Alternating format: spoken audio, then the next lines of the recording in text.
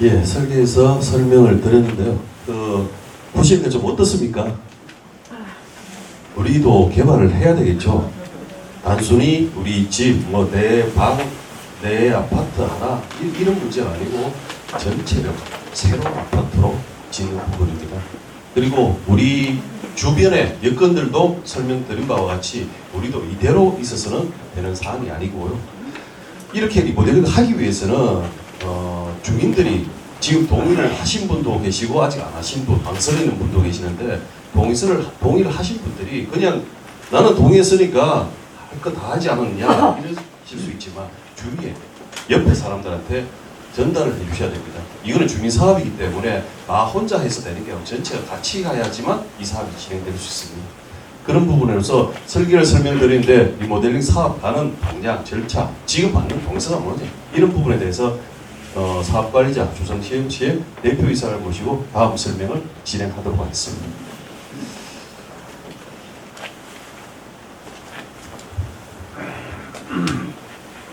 인사드리겠습니다. 사업관리 용역을 맡고 있는 주식회사 주성CMC의 대표이사 김범석입니다. 인사드립니다. 명확한 전달을 위해서 또 여러분들이 양해해 주시면 저도 마스크를 벗고 말씀을 드리도록 하겠습니다.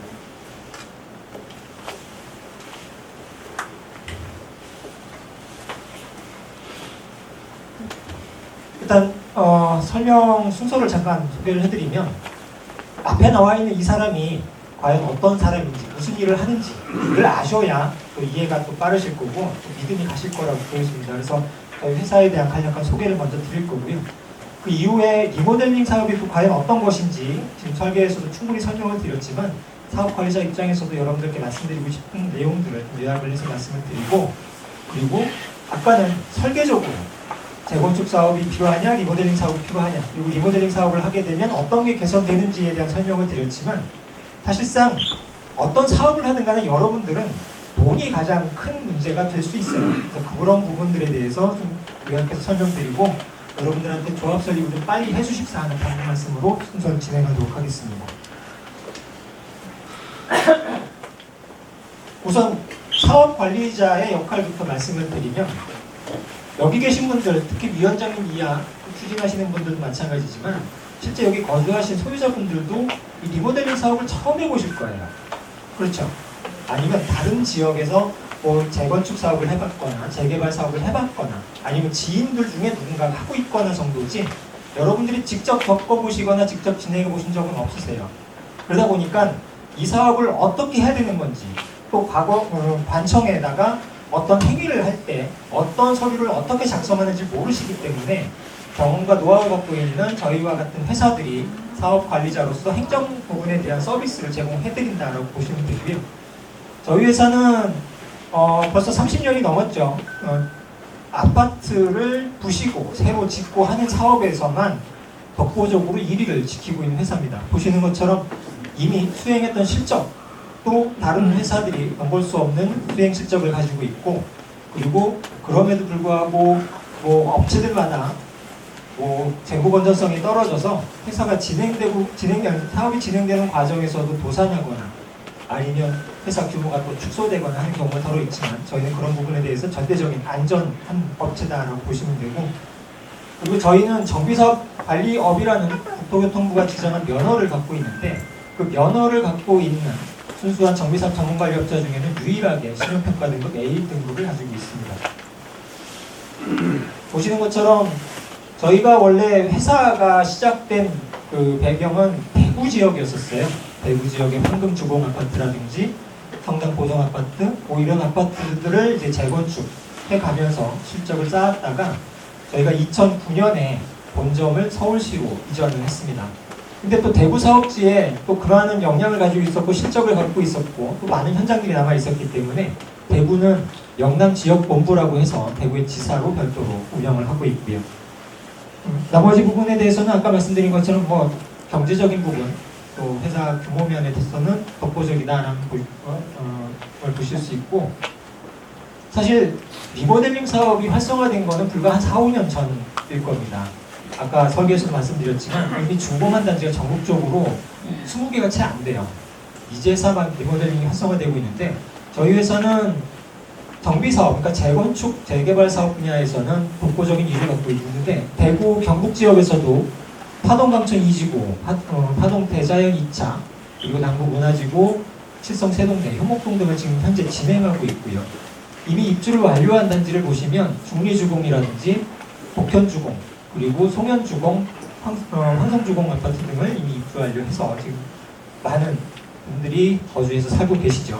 그리고 서울 경기 사업 현황에 대해서도 사실 저희가 실제 계약해서 운영하고 있는 리모델링 사업 현장은 밑에 빨간색으로 표시된 3개 현장이 지금 현재 진행 중인데 3개 현장 모두 이미 조합 설립을 완료했고 시공사까지 선정이 돼서 건축 심의를 준비하고 있습니다. 저희가 그만큼 오랫동안 하다 보니까 총 27개 단지를 입주 완료를 했어요. 이 27개 단지를 입주 완료시켰다는 건 뭐냐면 아무리 바보가 아닌 이상 27번을 부시고 새로 지었는데 그만큼 시행착오를 많이 겪어봤었고 그런 시행착오를 겪으면서 축적된 노하우가 여러분들 사업하는 데 있어서는 가장 큰 득이 되실 거라고 보여집니다. 자, 회사 소개는 이거로 간단히 마치고요.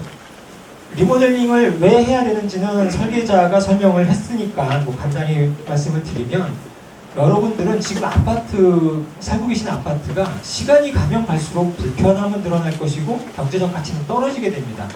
그리고 예전에 새로 입주해서 사실 때는 이런 아파트에 사니까 상당히 자부심도 있으셨고 그만큼 경제적인 가치도 상당히 여러분들이 피부적으로 느끼셨을 텐데 시간이 가면 갈수록 유지보수 비용은 증가할 것이며 여러분들이 가지고 계신 아파트의 가치는 떨어지게 됩니다. 그렇기 때문에 어떤 사업 방식을 통해서라도 그런 걸 다 보존을 하셔야 되는데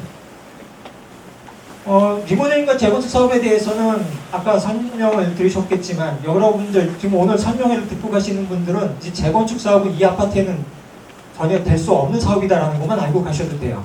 저희는 이미 용적률 부분도 있고 또 사업 기간이라든가 아니면 이미 그 재건축 사업에서는 많은 규제들이 진행이 되고 있지만 리모델링 사업은 그런 규제 없이 진행이 될 수 있다는 것을 간단히 비교를 해봤습니다. 사업 전체를 잠깐 보시면 지금은 추진위원회 단계이죠. 근데 추진위원회는 법적 단체가 아닙니다. 법에서 추진위원회를 만들어라 라는 규정이 없어요. 그리고 추진위원회는 어떤 일을 해라 라는 규정이 역시도 없어요. 속된 말로 말씀을 드리면 현재 추진위원회는 여러분들끼리 모인 어떤 계모임 같은 형식이에요. 그래서 아무런 법적인 효력이 없는데 다만 추진위원회가 결성된 이유가 뭐냐면 법에서 정한 거는 조합이라는 걸 만들어서 사업을 하려고 하고 있는데 그 조합이라는 걸 만들려면 어떤 단체가 있어서 동의서를 받으셔야 되고 저희와 같은 용역관계를 통해서 여러분들한테 설명이 필요하지 않습니까?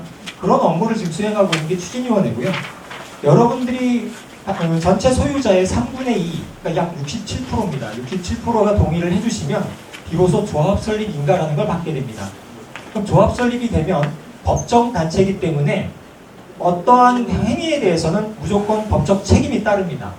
여러분들이 어떤 평형을 요구한다든지 또 실질적으로 우리가 사업을 하면 어떤 비용을 얼마큼 내는지 이런 것들을 법적인 단체에서 책임을 지고 여러분들한테 공개하게 돼 있어요.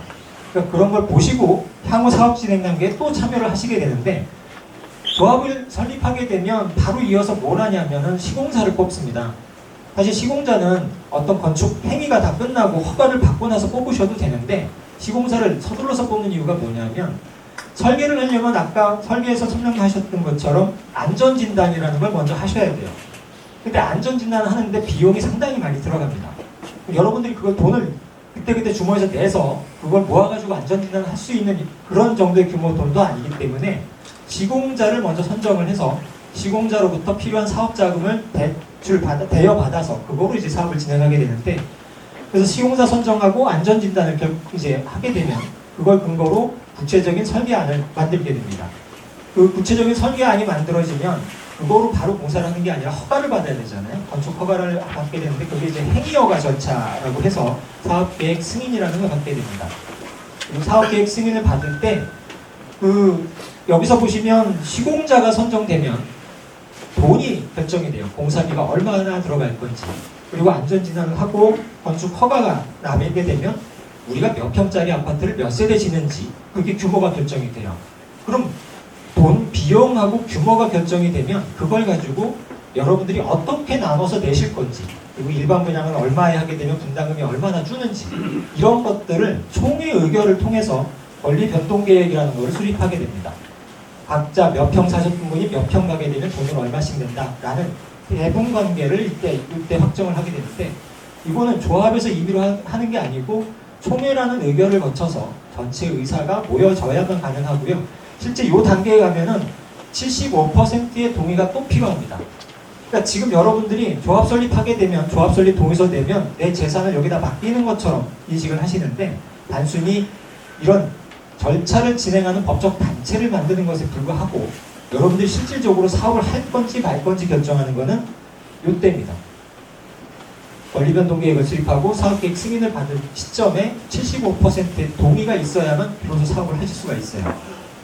그 이후에 이제 이주를 하게 되고 철거, 공사를 시작하면 준공까지 가게 되는데, 재건축 사업도 사실 거의 같은 절차로 진행이 됩니다. 다만 재건축은 안전진단이 먼저 선행이 돼야만 돼요. 안전진단이 선행돼서 여기는 곧 무너질 아파트입니다 라는 판정이 있어야만 재건축을 하게 됩니다. 여러분들 동네에서 많이 보셨을 거예요. 벽면에다가 경축, 안전진단 이렇게 많이 써있는 거 보셨죠? 사실 안전진단 통과됐다는 게 경축할 건 아니거든요. 당신 집이 꼭 무너집니다, 불안합니다 라는 걸 판정받았는데 경축 붙여놓습니다. 왜 그런지 아세요? 돈이 올라가니까, 집값이 올라가요. 안전진단 통과됐다고 하면. 근데 그렇다고 해서 사업이 바로 가느냐? 아닙니다. 정비계획이라는 걸 수립하게 되고 추진위원회를 구성하고 그 이후에 이제 조합 설립 같은 절차를 진행하게 되는데, 보시면 저희가 조합 설립 인가를 한다라는 시점을, 올해 안에 이제 조합 설립을 하게 되면 주변에서 이제 우리 안전진단 해봅시다 라는 재건축 단지가 있겠죠. 그럼 그 아파트하고 비교를 해본다면 저희가 권리변동계획을 수립할 쯤이면 그 지금 안전진단 통과한 단지는 그때서 비로소 이제 추진위원회를 구성할 수 있는 시기가 거의 비슷할 거예요. 그리고 저희가 실제 이주하는 시점 되면 재건축 사업을 지금 시점을 같이 했다라고 치면 그 단지는 그때 가서나 심의를 받을까? 그만큼 사업 기간이 오래 걸립니다. 그래서 결국 저희가 입주할 때쯤이면 재건축 사업은 이제서야 이주를 시작하는 정도로 사업 기간의 차이가 상당히 커요. 그래서 여러분들이 궁금해하시는 게 아까 권리변동계획이라고 제가 표현을 해드렸는데, 그럼 내 분담금은 얼마 내는지 왜 지금 제대로 안 가르쳐주느냐라고 이제 방문들이 많으신데, 사실 그 권리를 확정하는 절차는 사업계획을 지금 수립했습니다. 여러분들한테 나눠드린 거는 비법정단체에서 우리가 이런 계획을 갖고 있습니다라고 안내를 해드린 것에 불과하고요. 그리고 법정단체인 조합 설립을 하게 되면 3분의 2 이상의 동의로 조합 설립하게 되고, 그럼 조합원의 의견을 물어봐야 됩니다. 여러분들 몇 평 내실 겁니까? 돈 어느 정도 냈으면 좋겠습니까? 라는 걸 물어봐야 될 거예요. 그런 절차가 끝나고 그걸 가지고 권리 변동 계획을 수립해서 비로 그때 가서 이제 4분의 3, 75% 동의를 이때 받습니다. 이때 실질적으로 사업 참여를 결정하신다고 아까도 말씀을 드렸던 거고요. 이때 확정된 그 권리 변동 내역, 여러분들이 부담해야 되는 권리금은 실제 공사하다 보면 여러 요건들이 또 바뀔 수 있어요. 그 바뀔 때마다 뭐 공사비가 증가됐다거나 아니면 땅을 파는데 뭐 엉뚱한 흙이 나왔다거나 이런 부분들이 자꾸 바뀔 수 있기 때문에 그런 부분들은 계속 권리변동 계획이라는 걸 변경해 가면서 진행을 하고 준공 때 가서 정산을 하게 됩니다. 실제 이때 사업 개시 시점에 가서 일반 분양을 얼마에 할 건지, 일반 분양이 잘 될지 말 건지, 지금 뭐 아까 경기 안 좋다고 말씀들을 들으셨는데 보시는 것처럼 이런 단계를 경기가 안 좋을 때 진행해 놓으셔야 돼요. 지금 경기 안 좋을 때 조합 설립도 하고 시공사도 뽑고 권리변동 계획이라는 것도 수립하고 이런 기간이 벌써 2, 3년, 4년 훌쩍 지나가는데 이때 진행을 해놓고 경기가 좋을 때 파셔야 되잖아요. 이때 가서 그때도 경기가 더 안 좋아졌다, 일반 분양이 더 전혀 안 될 것 같다라고 하면 4분의 3 동의를 안 하실 거 아닙니까? 그래서 이때 실질적인 사업 참여를 결정하신다고 보시는 거예요. 자, 그럼 이제 여러분들이 리모델링 사업을 하면 어떤 경제적인 효과가 있는지를 잠깐 살펴보겠습니다. 여기 메트로 팔레스 아파트를 오래전부터 가지고 계신 분들, 특히 직접 사갖고 오신 분들은 연세 드신 분들이 좀 많으실 텐데 그분들은 다른 리모델 현장도 마찬가지지만 난 여기 들어올 때 3억 주고 샀던 게 지금 6억 해. 난 3억 벌었어. 라고 되게 좋아하세요. 되게 좋아하실 게 아니에요. 집값이 오르면 그 동네에 그 아파트만 오르니까 다른 아파트도 같이 오르죠. 보시는 것처럼 메트로팔레스 2단지에 지금 36평형, 지금 현재 그 평형으로 36평형인 경우는 상한가 시세가 이게 저희가 그 작년에 동의서를 진고하면서 조사했던 자료이기 때문에 지금 현재 시점하고는 좀 차이가 있을 수 있습니다. 약 6억 7천 정도 했었어요. 근데 같은 면적인 범어동의 이편한 세상에 똑같은 면적은 그때 시세가 9억이에요.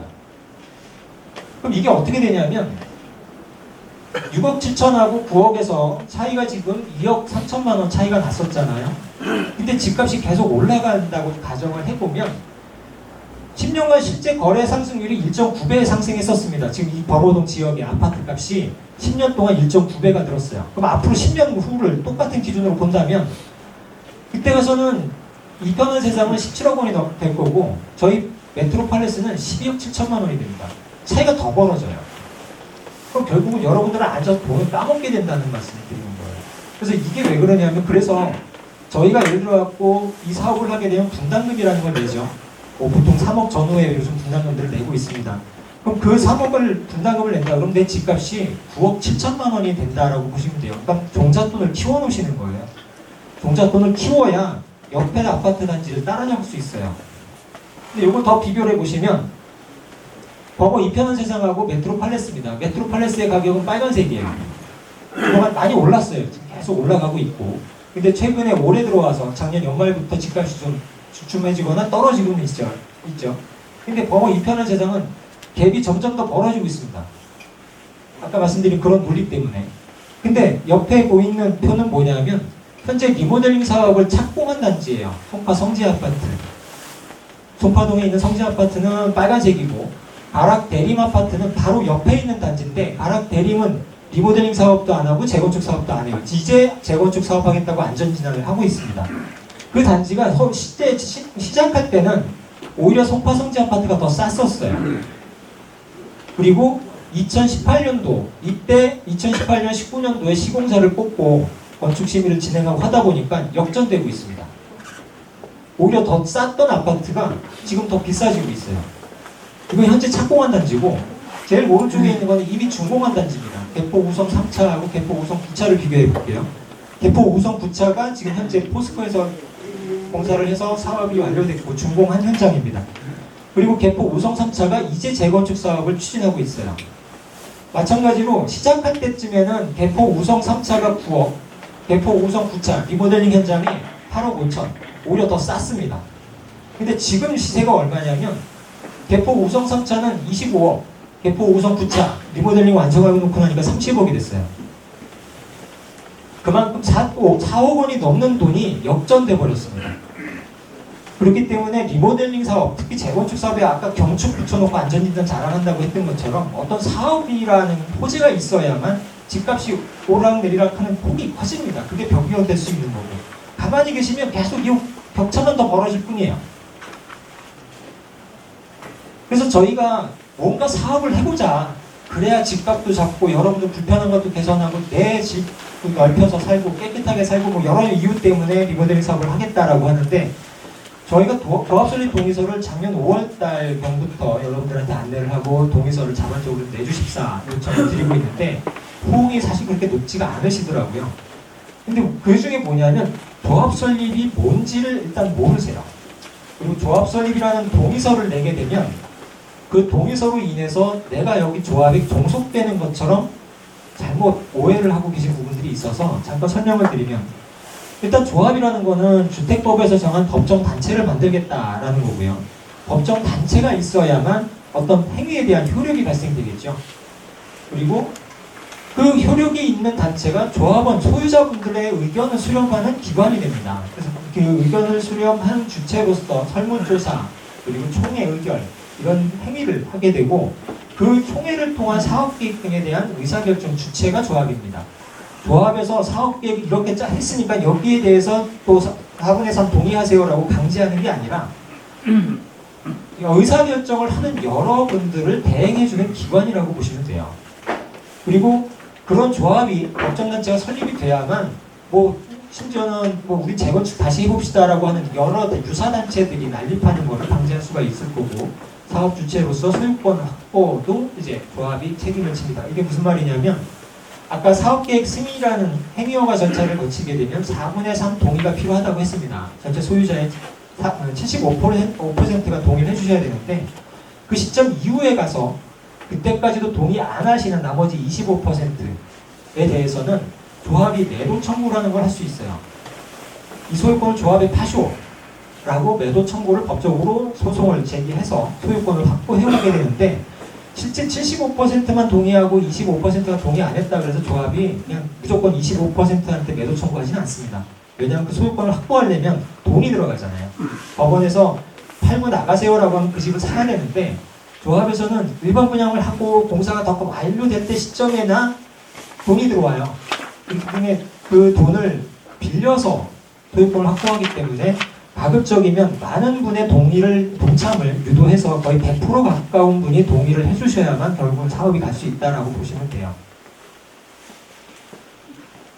자꾸 저희가 빨리 동의서 내주세요 하니까 뭐 저희가 뭐 법적으로 무슨 어디에 쫓기거나 그런 것처럼 보이시는데, 지금 리모델링 사업도 대구에서도 이제 활성화시키겠다라고는 하고 있습니다. 근데 어떤 규제나 뭐 정책이 제한을 하거나 아니면 반대로 활성화시킨다고 해도 그게 법적인 책으로 나오잖아요.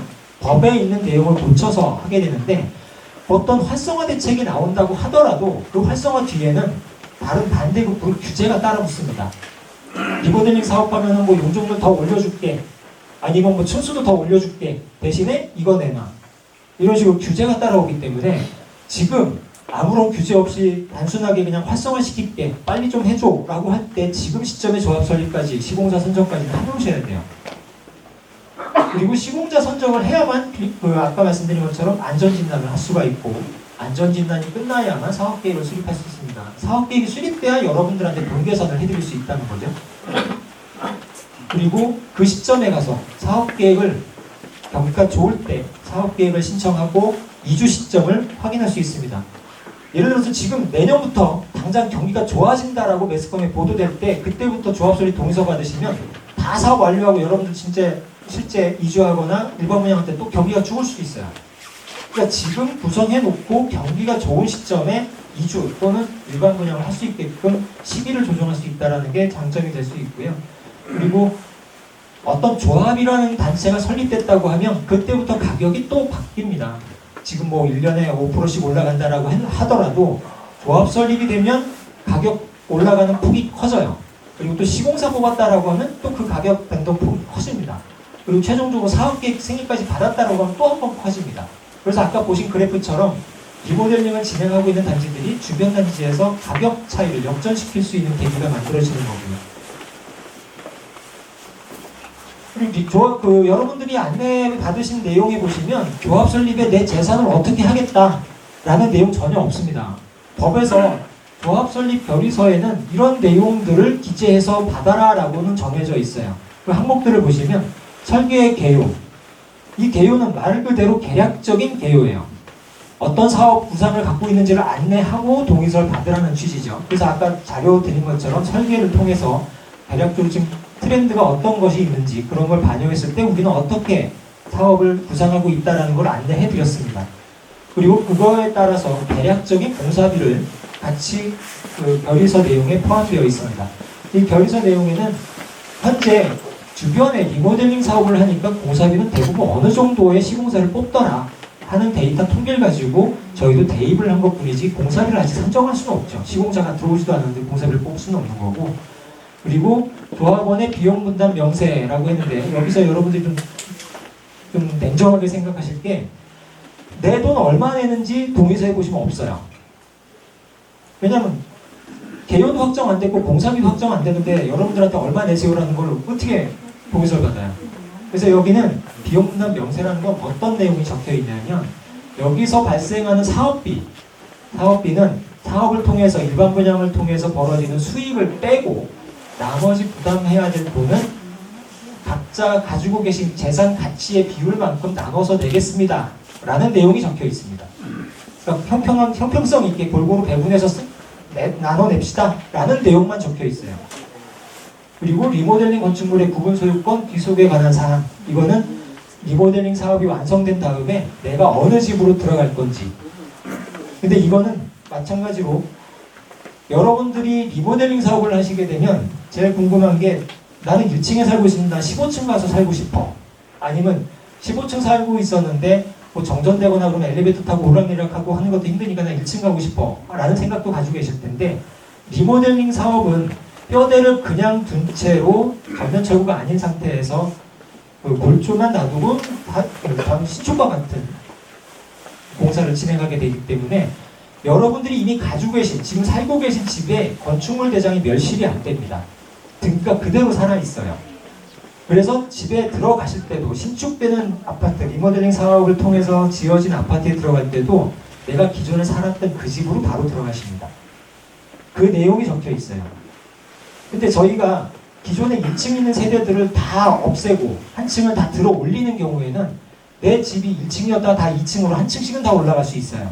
근데 난 저쪽에 살고 싶은데 입구 쪽에 아파트가 더 좋았는데 난 권리 바꿀 수 있느냐? 못 바꿉니다. 그리고 옆에 새로 지어지는 일반 분양주택 난 저 집으로 갈 수 있느냐? 못 가십니다. 그럼 내 등기가 그대로 살아있다는 걸 좀 이해를 해주시면 될 것 같고요.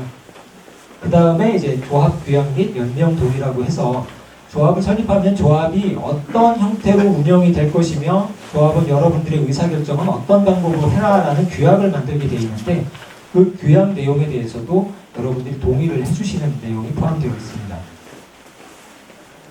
그러면 지금 이제 조합 설립을 해서 사업을 한다면 언제쯤이나 입주가 가능할 건지를 잠깐 예측을 해봤는데 지금 여기서 보여지는 연도수는 여러분들의 동참이 그만큼 좋고 사업에 대한 경제적 여건, 사회적 여건이 충분히 마련되어 있다고 가정했을 때입니다. 법에서 정한 그냥 지정 절차만 따른다고 보면 올해 23년도에 조합 설립 인가를 상반기에 하시면 하반기에는 시공자를 선정하실 수가 있죠. 그럼 내년에 가서 안전진단을 하게 됩니다. 그럼 그 안전진단 결과를 가지고 건축심의까지는 내년에 진행이 될 것으로 보여지고요. 그리고 건축심의가 끝나면 말 그대로 본일 변동 계획을 수립하고 사업계획 승인을 받는데 또 4분의 3 동의가 필요하다고 했죠. 이게 통상 1년 넘게 걸려요. 그래서 그게 2025년도에 권리변동계획, 사업시행계획, 그리고 여러분들의 4분의 3 동의 절차가 진행될 것이고요. 26년도에 비로소 이제 이주 개시가 가능할 것으로 보입니다. 근데 800세대가 넘는 단지이기 때문에 이주 기간을 뭐 보름 안에 다 나가세요 이렇게 할 수는 없잖아요. 보통 이제 6개월 정도 기간을 주고 이주를 하게 되는데 이주가 끝나고 나면 골조를 남겨놓은 나머지를 다 철거하게 됩니다. 그래서 그 26년도에 이주 개시가 되면 그때 뼈대만 남아있는 골조에 대한 안전진단을 한 번 더 하시게 되고 그리고 철거하고 착공을 하게 되고 그 착공 후에 일반 분양하고 권리변동계획 필요하면은 변경하고 2030년도에는 입주를 하실 수 있지 않을까 예측을 해봤는데요. 여기서 그 여러분들이 그 리모델링 사업을 하게 되면 많이 궁금해하시는 게 이주비는 어떻게 할 거냐, 분담금은 어떻게 내느냐 이거에 대해서 상당히 많이 궁금해하세요. 보시면 권리변동계획 수립하고 사업시행계획 승인 날 때까지는 여러분들한테 돈 달라 소리 안 합니다. 돈 들어갈 게 없어요. 안전진단 정도고 해당 용역업체들의 용역비가 들어가겠죠. 전체 사업비로 봐서는 그 규모가 작은 비중을 차지하는데 그때까지는 선정된 시공자가 대여금을 통해서 사업을 진행시켜줍니다. 실제 사업비가 발생되는 시점은 이주 개시 시점부터예요. 이주가 개시되면서부터 여러분들한테 이주비를 줘야 되잖아요. 이주비를 주고 실질적인 공사가 시작되는 시점이기도 하고 그렇기 때문에 이때부터 이제 사업이 진짜 가느냐 마느냐 그리고 여러분들 주머니에서 돈을 낼 거냐 말 거냐가 결정되는데 이주비 같은 경우는 실제 그 현재 시점에서는 은행에서 50%까지는 대출을 해줍니다. 여러분들 집을 담보로 해서 집의 50% 값만큼은 은행에서 대출을 해줘요. 근데 주변의 시세를 보시면 전세를 딴 데 가서 잠깐 사셔야 되잖아요. 다른 데 전세 비율을 보니까 집값의 한 70%? 넘게는 한 60% 정도 하더라고요. 그럼 50% 반만 받으시면 딴 데 비슷한 규모의 전세를 얻기가 힘드시잖아요. 그러면 나머지 뭐 부족한 그 비용에 대해서는 역시 조합이 시공자한테 돈을 빌려서 그걸 여러분들한테 빌려줍니다. 그럼 그 돈 가지고 이주하셔서 잠깐 외부 생활을 하시다가 준공 때 들어오시면서 그 이주비를 상환하시게 돼요. 자, 그럼 분담금은 언제 내느냐?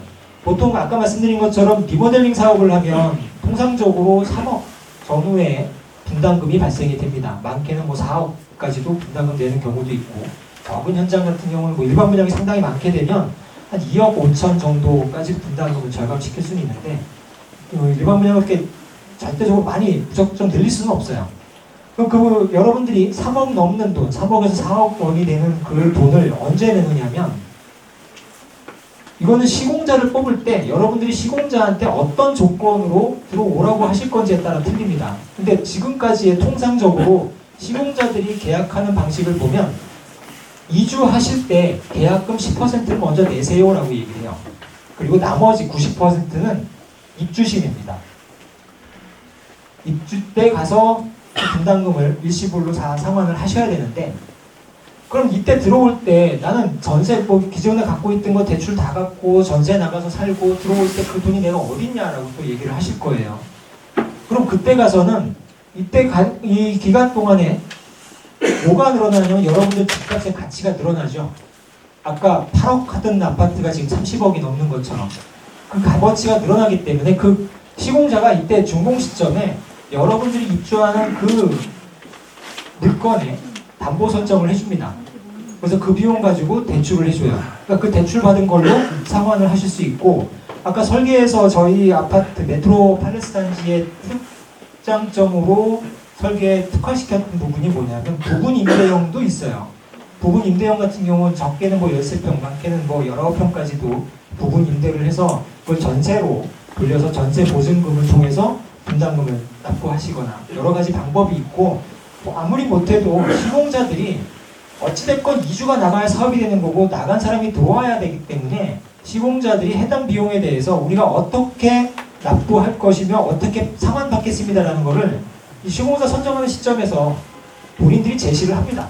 그리고 여러분들이 우리는 이런 조건으로 제시한 시공사만 뽑을 거야 라고 여러분들이 거꾸로 제시를 하실 수도 있어요. 그리고 이제 조합이 가서 결정을 하셔야 될 문제고, 이제 앞으로 질의응답을 많이 받을 텐데 주로 하시는 질문들 몇 가지만 요약을 해서 말씀을 드리면, 설계 개요가 언제 바뀌느냐, 이건 다 아까 설계에서도 충분히 설명을 드렸고, 그리고 내 집 바꿔서 갈 수 있느냐, 그 부분도 안 됩니다 라고 말씀을 드렸죠. 그리고 이주비나 그 분담금에 대해서는 시공자들, 은행 또는 시공자들의 대여금을 통해서 여러분들한테 지원해드리고 대부분 입주 시에 완납을 하게 됩니다 라는 말씀을 드렸습니다. 그러면 여러분들이 이제 앞으로 사업계획을 수립하게 되면 분담금이 많으니까 일반 분양 많이 지어가지고 우리 분담금 좀 떨궈줘라 라고 얘기들을 많이 하시게 돼요. 조합에다가. 근데 조합 입장에서는 일반 분양 많이 지어갖고 많이 팔아서 여러분들 분담금을 줄이고 싶죠. 근데 그게 마음대로 안 돼요. 여기 계신 분들은 대부분 일반 분양 많이 해서 내 분담금 줄이는 거가 더 좋아 라고 손 들어보세요 하면은 대부분 다 손 드실 거예요. 찬성하실 거예요. 근데 내 집 앞엔 짓지 마. 이 소리 꼭 같이 하십니다. 왜 일반 분양을 내 집 앞에 가려서 지어? 여기다 짓지 마. 이렇기 때문에 일반 분양을 한정없이 늘릴 수가 없어요. 그리고 또 여러분들 집 앞을 가리게 돼서 채광이나 이런 게 불편하면 여러분들의 또 평가 가치도 떨어지기 때문에 그런 걸 감안해서 일반 분양 계획을 수립을 하게 되고요. 몇 가지 더 추가적으로 설명을 드릴까 하는데, 아니면 직접 여러분들이 궁금하신 거를 제가 듣고 설명을 드리는 게 어떨까요? 네. 그러면 설계도 같이 나와서 여러분들의 그 궁금증을 해결을 해드릴 텐데, 혹시 궁금한 점 있으시면 한번 직접 얘기를 들어보고 저희가 답변을 드리고